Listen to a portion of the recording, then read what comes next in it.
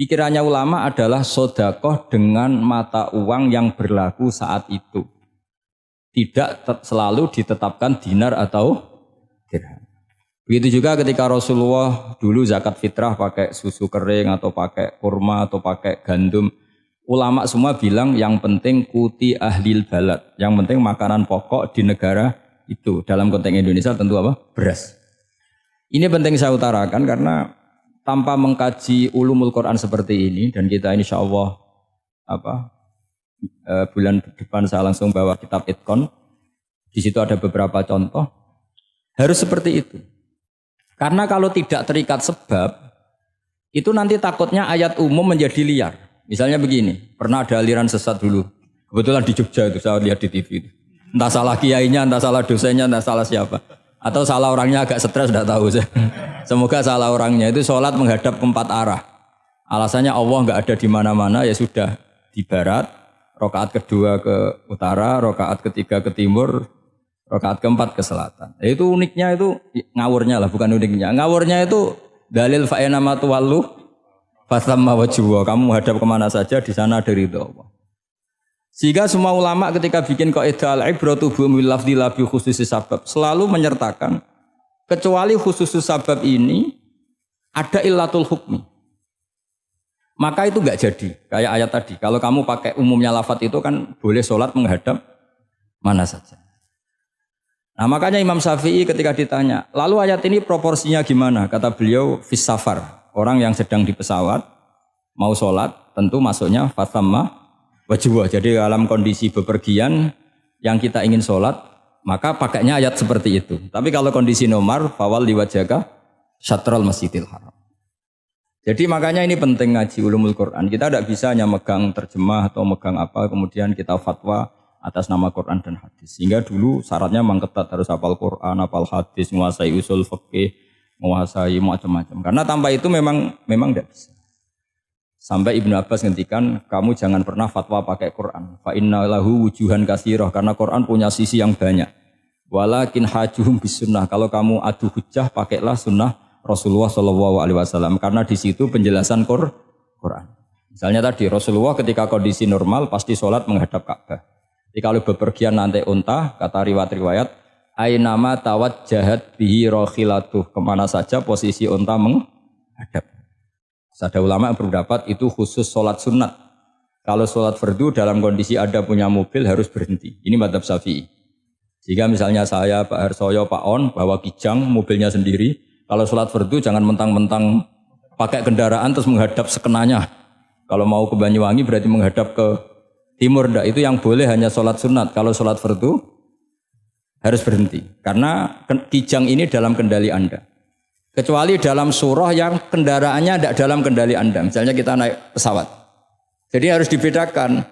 Jangan mentang-mentang Nabi sholat di unta kemana saja menghadap. Tapi konteksnya kan unta ini, cara berpikir unta ini dalam kendali Nabi.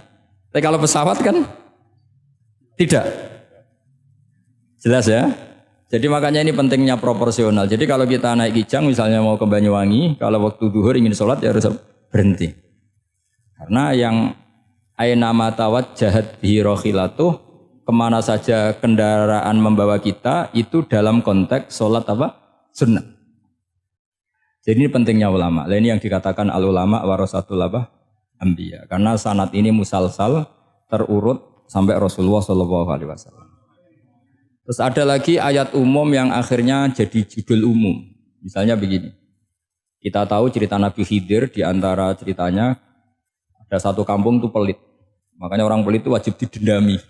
Karena Nabi pun itu baik-baiknya orang. Kalau sama orang pelit tetap dendam. Karena buruk-buruknya orang itu orang pelit. Tahu kan alamatnya orang pelit? Qoribun minan nar, ya dekat-dekat neraka itu kira-kira gitu. Karena al-bakhil qoribun minan nar ba'idun minal jannah. Jadi kalau sama tanya alamatnya ya dekat-dekat neraka. Singkat cerita Nabi Musa dan Nabi Khidir itu kecapean sekali masuk satu kampung. Karena saking kecapean lapar minta kampung itu menyediakan makanan. Istatama itu mereka minta makan saking laparnya, saking karena di perjalanan yang melelahkan. Istat ama ahla fa'abau ayudhayifuhuma. Tapi kampung situ kampung pelit. Jika semuanya tidak mau yang ngasih apa? Makan. Tapi pas mau keluar dari kampung, ada tembok, ada kayak prasasti itu, yang mau roboh. Yang mau apa? Roboh. Terus sama Nabi Khidir, tembok yang mau roboh ini ditata. Ditata jadi baik lagi. Nabi Musa kata Nabi Musa, kok kurang pegawaian mau medit. Pagri mbok urusi. Jadi makanya dendam sama orang Medit ini agak sunat. Karena Nabi Musa juga marah sama Nabi Khidir. Orang kayak kampung kayak gitu pelit kok temboknya apa rusak kamu benahin gitu. Terus Nabi Khidir menjawab, wa amal jidaru fakana luhulamaini yatimaini fil madinati wa kana tahtahu kanzul lahuma wa kana abuhuma sholiha. Begini loh, tembok ini adalah penyimpan harta. Penyimpan harta untuk anak yatim. Bapaknya dulu itu soleh. Artinya terus dibabkan oleh ulama. Babu ikrami sibyanil mu'minin. Bab kita memuliakan anak-anak orang soleh. Jika dalam adat kita menghormati Habib, menghormati Gus, menghormati anak pahlawan, menghormati orang-orang yang dulu berjuang kepada apa? Untuk apa? Indonesia. Karena di antara yang dipertimbangkan Nabi Khidir adalah wakana abuhuma sholihah. Tentu kita menghormati putra-putri yang dulu mendirikan UII, macam-macam. Ya tentu proporsional, tapi tetap saja dapat poin dulu atas nama putra pahlawan, putra orang-orang soleh. Karena Nabi Khidir ketika mempertimbangkan itu, alasannya wakana abuhuma sholihah. Terus fa'aroda rabbuka yablugha ashuddahuma wastakhrijakan zahuma. Tentu Allah ingin kalau tembok ini roboh, kemudian kelihatan apa khazanahnya atau tabungannya, nanti dipakai orang-orang dolim. Kalau dipakai orang dolim, maka yang berhak tidak mendapatkan. Sama. Negara ini itu dimerdekakan oleh para pahlawan supaya dikelola secara kesolehan, supaya dikelola secara orang baik. Maka orang soleh semua harus ikut kompetisi dengan tanda kutip merebut negara. Karena apa? Tapi tentu tidak perlu chaos, tidak perlu anarkis. Karena tentu kemerdekaan ini dibela-belain supaya kita jadi baldatun thayyibatu wa rabbun ghafur. Sama. Pertimbangannya Nabi Khidir, kalau ini kebongkar, tersibak, pasti diambil orang-orang zalim. Dan akhirnya yang yatim tadi tidak dapat. Akhirnya dibabkan lagi di bab tertentu. Bab menjaga harta supaya tidak dikuasai orang zalim. Jadi akhirnya menjadi sekian varian ilmu. Pertama, varian ilmu bab menghormati anak orang soleh. Bab supaya harta ini tidak dikuasai orang zalim. Dan seterusnya dan seterusnya. Nah saya harapkan nanti dengan ulumil Quran kitab Itqan itu nanti aturan-aturan seperti itu tertanam pada Anda.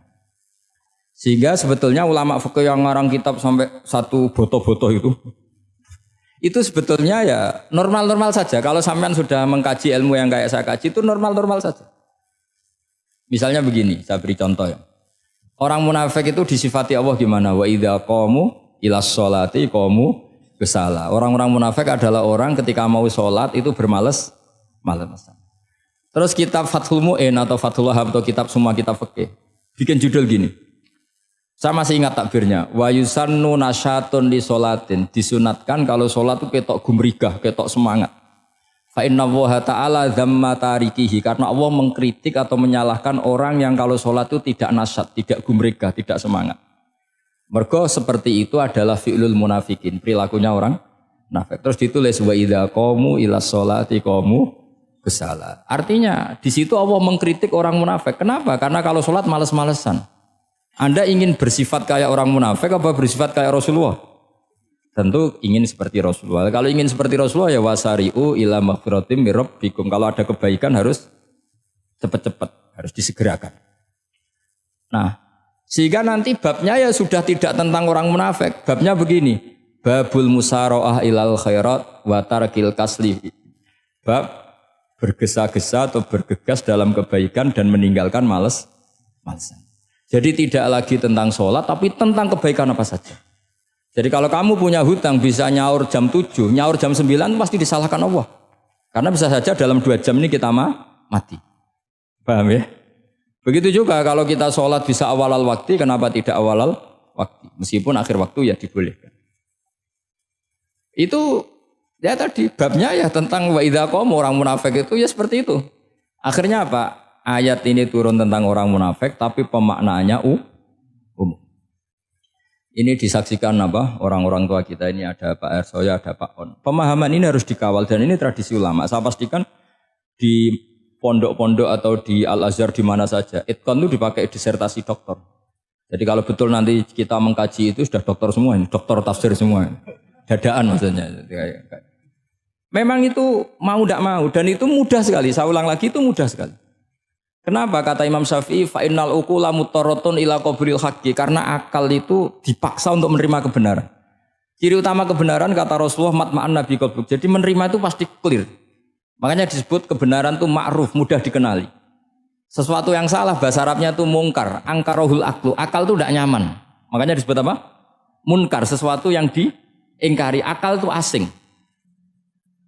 Ya asing tuh misalnya, sepeda motor ini milik siapa? Milik Zaid. Ya sudah lah saya pakai, tidak usah pamit. Akal pasti, ini kok aneh, nggak milik orang kok nggak pamit. Akal pasti nggak terima. Makanya agama itu hanya menerima al-ma'ruf yang mudah dikenali dan menolak al-mungkar, sesuatu yang akal itu nggak terima. Jadi Imam Bukhari ketika ditanya, kenapa kamu sealim itu bisa mensarai sanad-sanad Rasulullah? Kata beliau, kalau kamu akalnya normal itu ya gampang saja. Terus ditanya, contohkan. Beliau contohnya begini.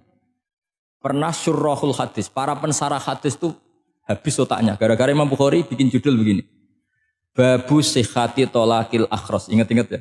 Babu sihhati tolakil akhros. Bab sahnya tolaknya orang bisu. Orang bisu itu orang nggak bisa ngomong tuh kalau bahasa Jogja itu. Bisu ya? Bisu. Bisu itu cerita bab sah tolaknya orang akhros. Ternyata apa? Sekian riwayat yang dipakai itu begini. Ana wa kafilul yatim kahataini fil jannah. Nabi pernah ngintikan saya dan yang merawat anak yatim kahataini fil jannah.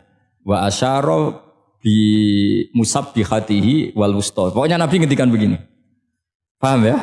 Maksudnya apa? Betapa yang merawat anak yatim itu sangat dekat dengan apa?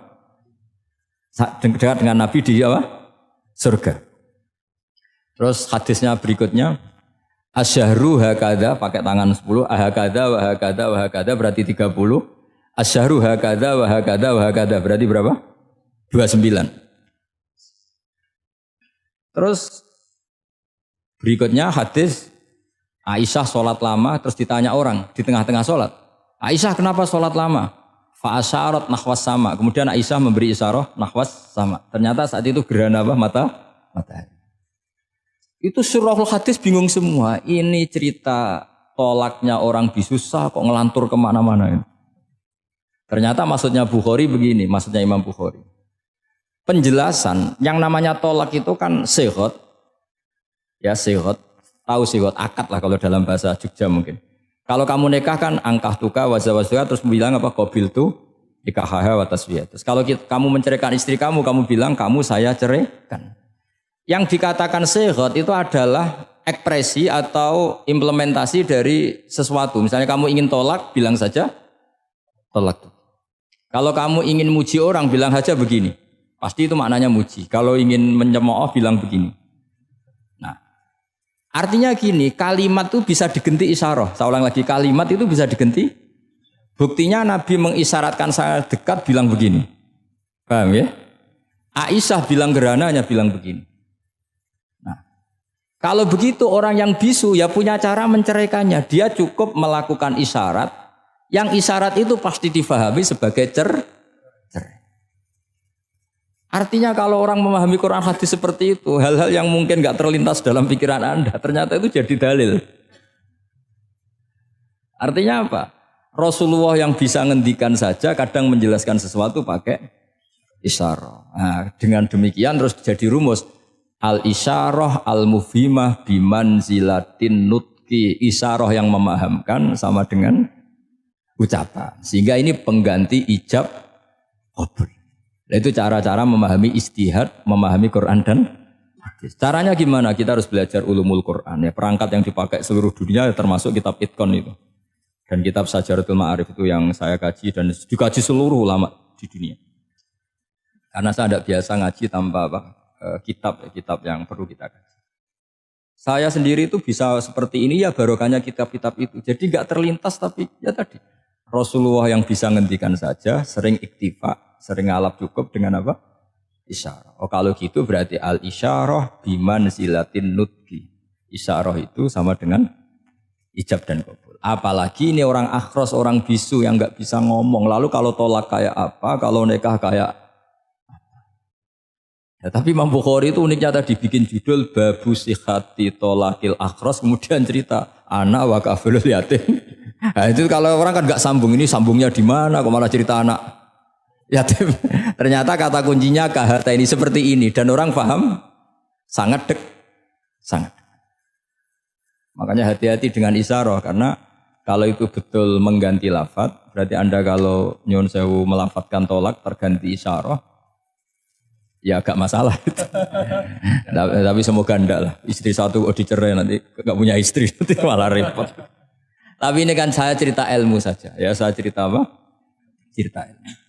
Jadi kalau ada orang bilang semua yang ada di dunia itu ada di Quran.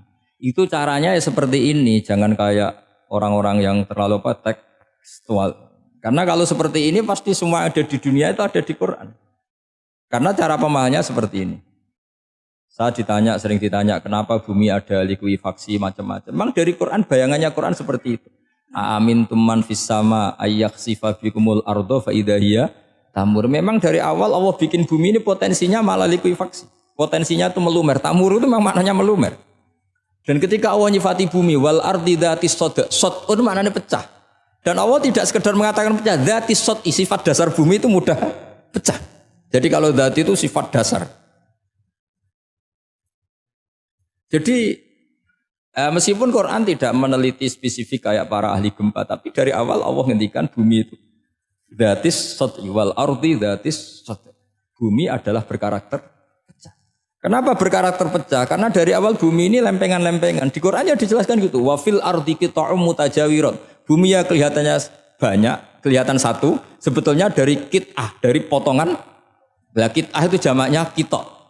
Terus disebut mutajawirat, saling berdampingan. Kalau dalam bahasa Arab, berdampingan itu berarti sel-selnya beda. Kalau bahasa Arab bilang sesuatu yang bercampur namanya mukhalatoh, jadi satu. Kalau yang beda jenis namanya mujawarah. Nah, Al-Quran itu bilang wafil ardi qita'um mutajawirat. Bumi ini karakternya per potongan-potongannya karakternya beda-beda. Sehingga memang potensinya bumi ini hancur. Apalagi dari awal memang dipersiapkan mau dihancurin. Makanya nggak usah takut kiamat, memang rencana Tuhan mau dihancurin gitu. Makanya sanggup takwa saja. Kalau ingin menghentikan penghancuran ini tidak bisa. Itu sudah dalam rencana Tuhan pasti dihancurin. Makanya kalau orang sufi ditanya, kenapa tidak bangun rumah? Tuhan aja mau rencana hancurin bumi, kok rumah tak tata nanti juga hancur gitu. Tapi kalau di Islam kota saya ngomong gitu kan dia